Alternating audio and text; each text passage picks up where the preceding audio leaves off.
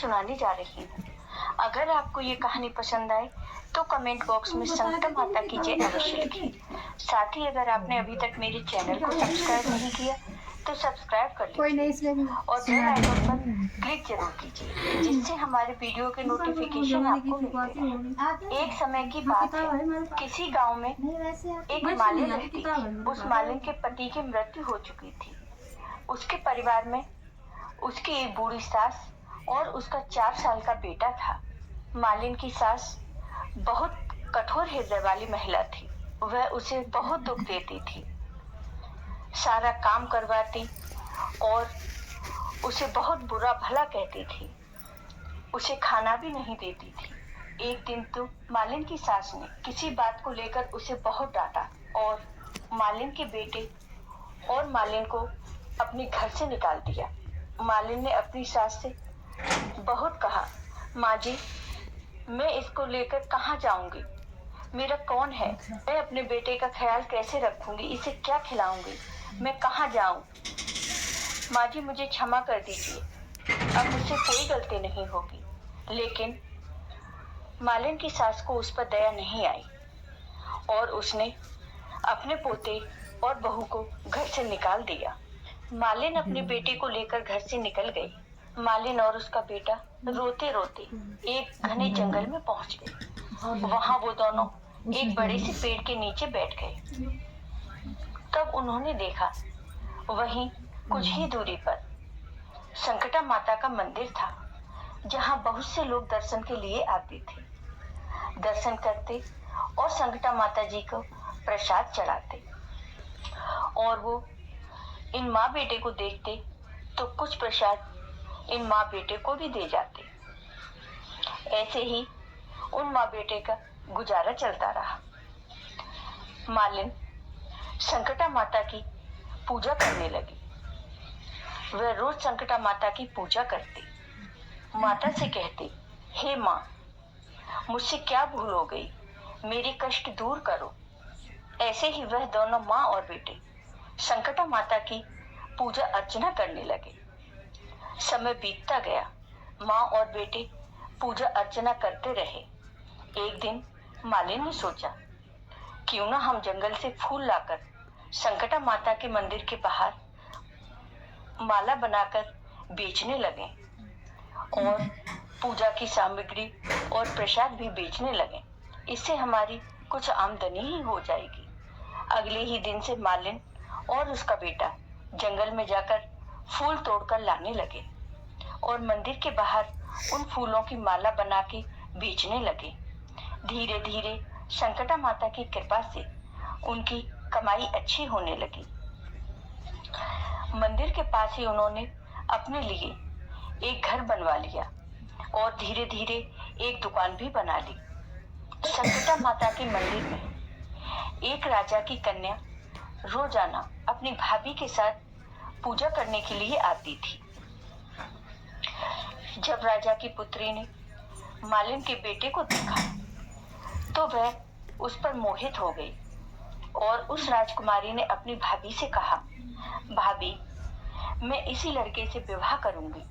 तो उसकी भाभी ने उसे समझाया कि नहीं, यह तो एक मालिन का बेटा है, यह मंदिर में फूल बेचता है और तुम एक राजा की बेटी हो।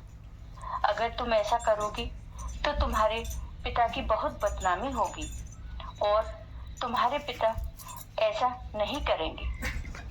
लेकिन राजकुमारी बोली, भाभी, लेकिन मैंने तो इन्हें मन से अपना पति मान लिया है। मैं संकटा माता के मंदिर में खड़े होकर इन्हें अपना पति मान चुकी हूँ, इसलिए मैं अब शादी तो इन्हीं से करूंगी। तब भाभी ने कहा, ठीक है, चलो चलो घर पहुंचकर बात करते हैं। घर आकर राजकुमारी की भाभी ने सारी बात अपने सास ससुर व अपने पति को बताई।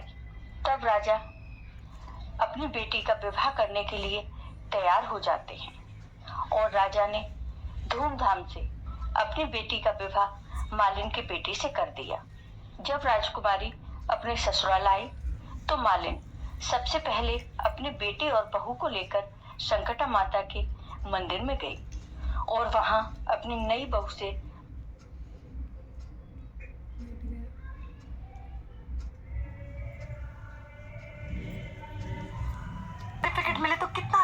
संकटा माता से उन्हें आशीर्वाद दिलाया। इसके बाद मालिन की स्थिति देखकर पूरे गांव में ढिंढोरा पिट गया कि संकटा माता की पूजा अर्चना करने से, व्रत करने से सब दुख दूर हो जाते हैं। यह सुनकर सारे नगर के लोग संकटा माता के मंदिर में आने लगे, जिससे मालिन की और उसके बेटे की और भी ज्यादा बिक्री होने लगी।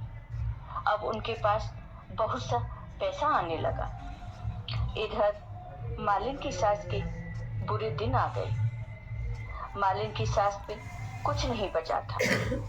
वह खाने के लिए भी तरस रही थी। उसे कोई खाना भी नहीं देता था।